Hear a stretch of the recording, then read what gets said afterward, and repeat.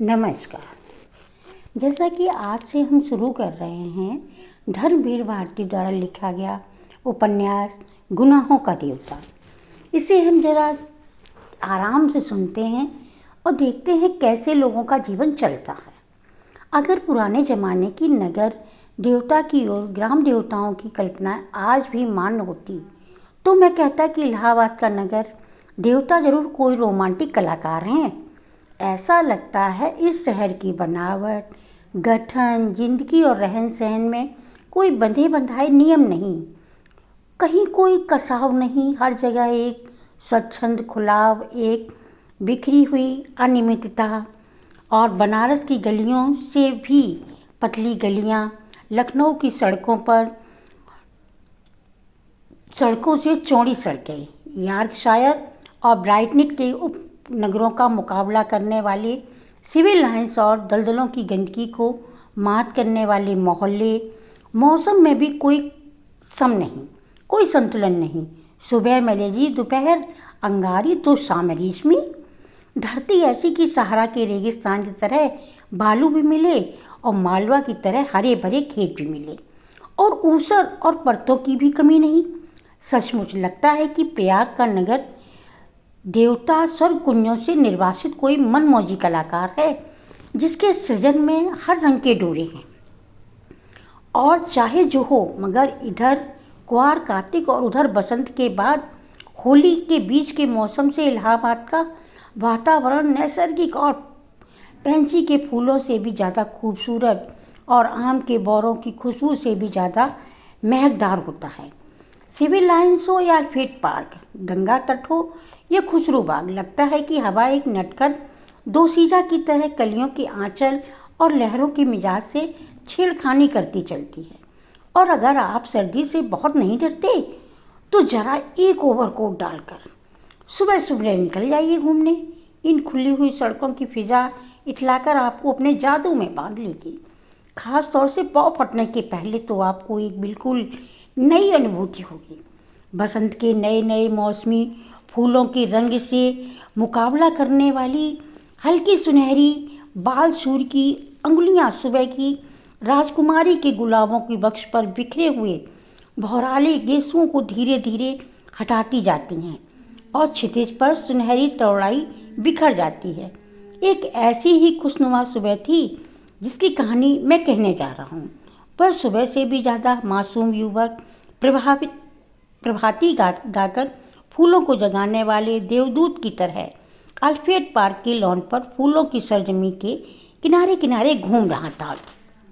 उसने कत्थई रंग की स्वीटसी कलर का पश्मीने का लंबा कोट, जिसका एक कॉलर उठा हुआ था और दूसरे कॉलर पर सरों की एक पतली बटन होल में लगी हुई थी, सफ़ेद मक्खन जीन की पतली पैंट और पैरों में सफ़ेद जरी की पेशावरी सैंडलें, भरा हुआ गोरा चेहरा और ऊंचे चमकते हुए माथों पर झूलती हुई एक रूखी भूरी लट।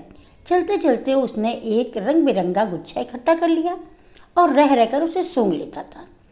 पूरब के आसमान की गुलाबी पंखुड़ियाँ बिखरने लगी थी और सुनहले पराग की एक बौछार सुबह के ताजे फूलों पर बिछ रही थी। अरे सुबह हो गई, उसने चौंक कर कहा और पास ही एक बेंच पर बैठ गया। सामने से एक माली आ रहा था। क्यों जी, लाइब्रेरी खुल गई? अभी नहीं बाबूजी, उसने जवाब दिया। वह फिर संतोष से बैठ गया और फूलों की पंखुड़ियाँ नोच कर नीचे फेंकने लगा। जमीन पर बिछने वाले सोने की चादर परतों पर परतें बिछाती जा रही थी और पेड़ों की छायाओं का रंग गहराने लगा। उसके बेंच के नीचे फूलों की चुनी हुई पत्तियां बिखरी हुई थी। अब उसके पास सिर्फ एक फूल बाकी रह गया था। हल्के फालसई रंग से उस फूल पर गहरे बैंगनी डोरे थे। हेलो कपूर, सहसा किसी ने पीछे से कंधे पर हाथ रखकर कहा। यहाँ क्या झक मार रहे हो सुबह सुबह? उसने मुड़कर पीछे देखा। आओ ठाकुर साहब, आओ बैठो यार, लाइब्रेरी खुलने का इंतज़ार कर रहा हूँ। क्यों, यूनिवर्सिटी लाइब्रेरी चाट डाली? अब इसे तो शरीफ लोगों के लिए छोड़ दो। हाँ हाँ, शरीफ लोगों के लिए छोड़ रहा हूँ। डॉक्टर शुक्ला की लड़की है ना, वह इसकी मेंबर बनना चाहती है। मुझे आना पड़ा, उसी का इंतज़ार भी कर रहा हूँ। डॉक्टर शुक्ला तो पॉलिटिक्स डिपार्टमेंट में है। नहीं, गवर्नमेंट साइकोलॉजिस्ट ब्यूरो में है। और तुम पॉलिटिक्स में रिसर्च कर रहे हो? नहीं, इकोनॉमिक्स में। बहुत अच्छे, तो उनकी लड़की को सदस्य बनवाने आए हो? कुछ अजब स्वर में ठाकुर ने कहा। छी, कपूर ने हंसते हुए कुछ अपने को बचाते हुए कहा, यार तुम जानते हो कि मेरा उनसे कितना घरेलू संबंध है। जब से मैं प्रयाग में हूँ उन्हीं के सहारे हूँ, और आजकल तो उन्हीं के यहाँ पढ़ता लिखता भी हूँ। डॉक्टर साहब हंस पड़े। अरे भाई, मैं शुक्ला को जानता नहीं क्या? उनका सा भला आदमी मिलना मुश्किल है। तुम सफाई व्यर्थ में दे रहे हो। ठाकुर साहब यूनिवर्सिटी के उन विद्यार्थियों में से थे जो बयार नाम विद्यार्थी होते हैं, और कब तक वे यूनिवर्सिटी को सुशोभित करते रहेंगे इसका कोई निश्चय नहीं। एक अच्छे खासे रुपए वाले व्यक्ति थे और घर के तालुकेदार, हंसमुख, फप्तियाँ कसने में मज़ा लेने वाले, मगर दिल के साफ, निगाह के सच्चे। बोले, एक बात तो मैं स्वीकार करता हूँ कि तुम्हारी पढ़ाई का सारा श्रेय डॉक्टर शुक्ला को है। तुम्हारे घर वाले तो कुछ खर्चा भेजते नहीं। नहीं, उनसे अलग ही होकर आया हूँ। समझ लो इन्होंने किसी न किसी बहाने मदद की है। अच्छा आओ, तब तक लोटस पॉन्ड तक ही घूम लें, फिर लाइब्रेरी में खुल जाएगी। दोनों उठकर एक कृत्रिम कमल सरोवर की ओर चल दिए जो पास में ही बना था। सीढ़ियाँ चढ़कर ही उन्होंने देखा कि एक सज्जन किनारे बैठे कमलों की ओर एक टक देखते हुए ध्यान में तल्लीन है। छिपकली से दुबले पतले बालों की एक लट माथे पर झूमती हुई। कोई प्रेमी है या कोई फिलासफर है ना? देखा ठाकुर साहब? नहीं यार, दोनों से निकृष्ट कोटि के जीव हैं। ये कवि हैं, मैं इन्हें जानता हूँ। ये रविंद्र बिसरिया हैं, एमए में पढ़ता है। आओ मिलाएं तुम्हें। ठाकुर साहब ने एक बड़ा सा घास का तिनका तोड़कर पीछे से चुपके से जाकर उनकी गर्दन गुदगुदाई। बिसरिया चौंक पड़ा, पीछे मुड़कर देखा और बिगड़ गया। यह क्या बदतमीजी है ठाकुर साहब?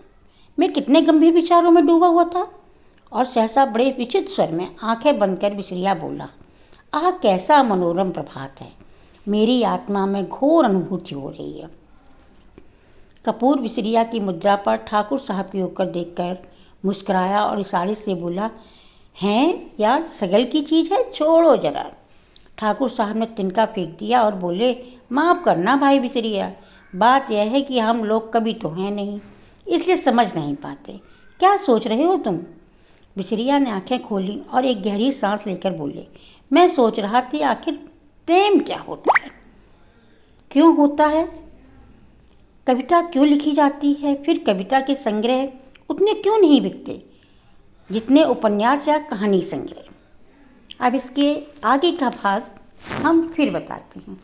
आप जरा इसे सुनिए और इस पर विचार करिए। कितना सुंदर मौसम का वर्णन धर्मवीर भारती जी ने किया है। आप कमेंट अपने विचार जरूर लिखें, जैसा आपको अच्छा बुरा भला जैसा, लेकिन बताएं तो कि ये कैसा लगता है आपको, भावों की अभिव्यक्ति कहाँ तक पहुँचती है। धन्यवाद, नमस्कार।